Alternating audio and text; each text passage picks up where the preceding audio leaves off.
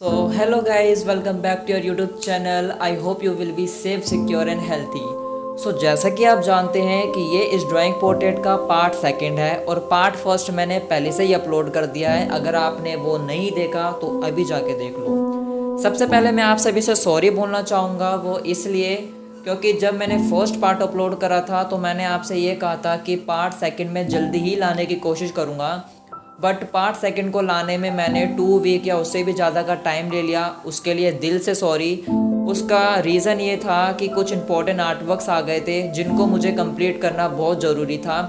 But आज की video में मैं इस पोर्ट्रेट की नोज़ को, चिक को, लिप्स के ऊपर की बियर्ड को, लिप्स के साथ सिगरेट को ड्रॉ करने वाला हूँ और साथ के साथ शेड भी करने वाला हूँ। बट इस वीडियो में मैं आपको 100% श्योर कर देता हूँ, क्लियर कर देता हूँ कि जितने भी आपके क्वेश्चंस होते हैं जो आप मुझसे इंस्टाग्राम में पूछते हो कि कैसे आपके पोर्ट्रेट्स में स्किन टेक्सचर आता है, कैसे आपके पोर्ट्रेट इतने हाइपर रियलिस्टिक होते हैं, कैसे आपके पोर्ट्रेट में इतनी क्लियरनेस, शार्पनेस आती है, आप कौन कौन से मटेरियल्स का, टूल्स का, टेक्निक्स का यूज़ करते हो, आपके इन सभी क्वेश्चंस का जवाब इस वीडियो में मिलेगा। बट आपसे एक उम्मीद करता हूँ कि आप किसी भी पार्ट को स्किप ना करें। स्किप का मतलब होता है कि आप डायरेक्टली सेकंड स्टेप में पहुँच गए और फर्स्ट स्टेप आपने मिस कर दिया, जिसके कारण आप आधी अधूरी नॉलेज को ले पाते हो और फिर जब भी कोई आर्ट वर्क या पोर्ट्रेट ड्रॉ करते हो तो उसमें इतना अच्छा काम नहीं आ पाता है। सो बिना टाइम वेस्ट करे वीडियो को सबसे पहले स्टार्ट करते हैं। सो सबसे पहले नोज से स्टार्टिंग करते हैं। जैसा कि मैंने आपको पहले भी बताया था कि किसी भी पार्ट को शेड देने से पहले यह ज़रूरी होता है कि हम उस पार्ट का बेस तैयार करें और फिर उसके बाद हम डिटेलिंग करें।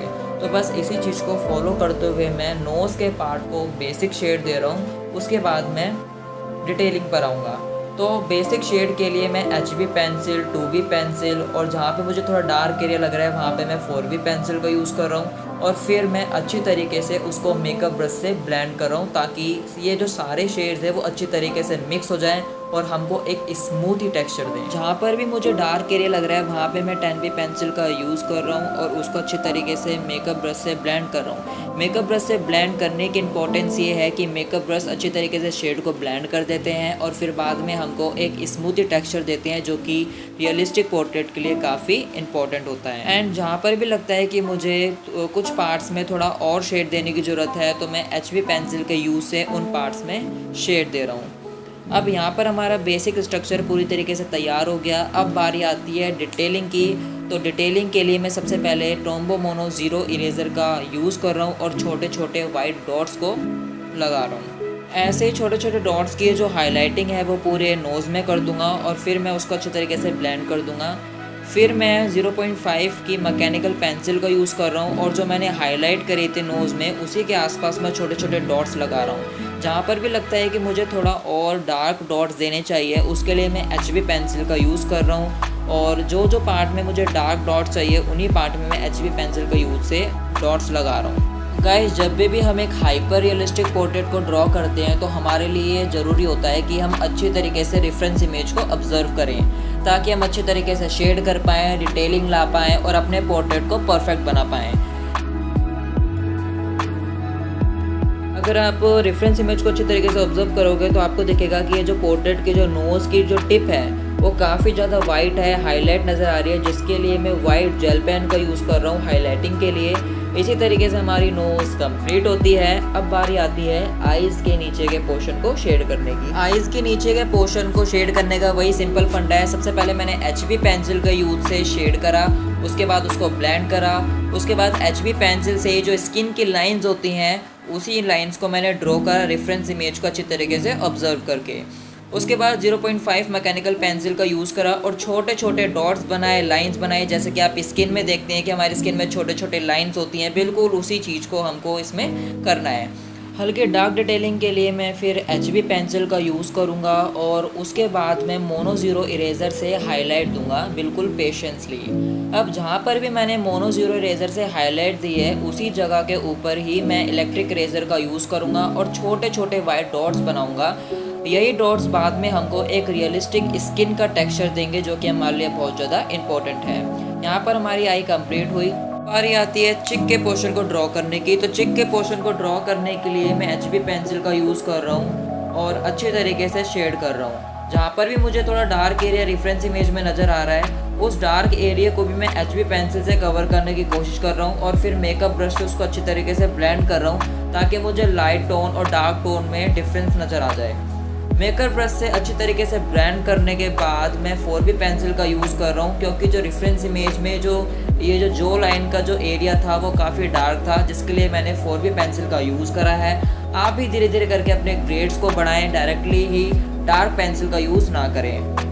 उसके बाद 4B पेंसिल को अच्छी तरीके से शेड करके रेफरेंस इमेज को अच्छी तरीके से ऑब्जर्व करके मैं फिर ब्लेंडिंग करूँगा टिश्यू पेपर की हेल्प से, क्योंकि टिश्यू पेपर की हेल्प से एकदम अच्छी तरीके से ब्लेंडिंग हो जाती है जब हम बड़े एरिया में ब्लेंडिंग करते हैं। देन मैंने इस मटेरियल के यूज़ से बियर्ड के हेयर को शो करने के लिए इसका यूज़ करा हैगा। फिर बाद में मैं 4B पेंसिल से और ज़्यादा इस एरिया को डार्क कर रहा हूँ, रेफरेंस इमेज को अच्छी तरीके से ऑब्जर्व करके, एंड देन उसको अच्छी तरीके से मैं टिश्यू पेपर से ब्लेंड कर रहा हूँ। मुझे ये वाला एरिया और ज़्यादा डार्क लग रहा था रेफरेंस इमेज में, इस वजह से मैं अब 8B पेंसिल का यूज़ कर रहा हूँ, फिर भी उसको अच्छी तरीके से मैं ब्लेंड करूँगा। अब यहाँ पर हमारा बेसिक स्ट्रक्चर ऑलमोस्ट तैयार हो गया है। अब बात आती है डिटेलिंग की, तो डिटेलिंग के लिए मैं 0.5 मैकेनिकल पेंसिल का यूज़ कर रहा हूँ और छोटे छोटे डॉट्स, छोटी छोटी थिन लाइंस बना रहा हूँ, जैसे कि आप एक रियलिस्टिक स्किन में देखते हैं। देन उसके बाद इन डॉट्स को, इन थिन लाइंस को मैं पूरे चिक पोर्शन पे, पूरे चिक के पार्ट में मैं कंप्लीट कर दूंगा। जहाँ पर मुझे थोड़ा डार्क एरिया लगता है वहाँ पे मैं 4B पेंसिल का यूज़ कर रहा हूँ और छोटे छोटे डॉट्स और लाइंस को ड्रॉ कर रहा हूँ। अब बारी आती है हाईलाइटिंग की, तो हाईलाइटिंग के लिए मैं इलेक्ट्रिक इरेजर का यूज़ कर रहा हूँ और छोटे छोटे डॉट्स, थिन लाइंस को मैं ड्रॉ कर रहा हूँ अच्छी तरीके से, पेशेंस के साथ और रेफरेंस इमेज को अच्छी तरीके से ऑब्जर्व करके। इसी चीज़ को मैं पूरे फेस में, पूरे चिक पोर्शन में मैं कंप्लीट कर दूंगा और मेकअप ब्रश से उसको अच्छे तरीके से ब्लेंड कर दूंगा ताकि दोनों चीज़ें आपस में मिक्स हो जाएं। रेफरेंस इमेज को अगर आप ध्यान से देखोगे तो उधर ऐसे बहुत से एरियाज़ हैं जहाँ पे बहुत ज़्यादा लाइट पड़ रही है, जिसकी वजह से वो अलग ही शाइनी नज़र आ रहे हैं। तो उसके लिए मैं वाइट जेल पेन का यूज़ कर रहा हूँ और उनको अच्छी तरीके से हाईलाइट दे रहा हूँ। मोनो ज़ीरो इरेज़र का यूज़ अब मैं जो फेसेस पे आ रहे हैं, जो हेयर्स हैं बियर्ड के, उनको शो करने के लिए कर रहा हूँ। और फिर देन मैं बाद में मेकअप ब्रश का यूज़ करूँगा, इसको अच्छे तरीके से ब्लेंड करूँगा। जिधर हमारी रेफरेंस इमेज में ज़्यादा हाईलाइट है, ज़्यादा वाइट डॉट्स हैं, वहीं पर ही हमें वाइट जेल पेन का यूज़ करना है। अदरवाइज़ पूरे फेस पार्ट में हमें वाइट जेल पेन का यूज़ नहीं करना है। और मेकअप ब्रश से इन सभी शेड्स को ब्लेंड करते रहना है ताकि ये आराम से हमको एक स्किन टेक्सचर दे, जैसे कि आपको अब शो होने लगा है।